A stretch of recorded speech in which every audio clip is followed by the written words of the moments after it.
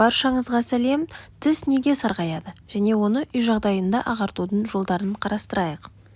Тіске кальций мен минерал заттар жетіспегендіктен, кофе, шай, бояғышы бар заттарды көп қолданғандықтан, темекі шеккендіктен және де тісті уақытысында тазаламағандықтан сарғаяды.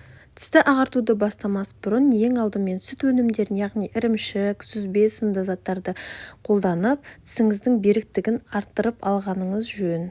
Үй жағдайында тісті ағартудың жолдары: арнайы тісті ағартуға арналған паста, бірақ бұл ұзақ уақытты алуы мүмкін.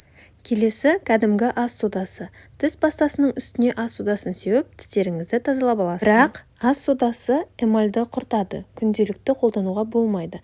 Аптасына 2 рет жеткілікті. Аптасына 1 рет қызылетке лимон қабығын қойып, төңірегіне жағып шығыңыз.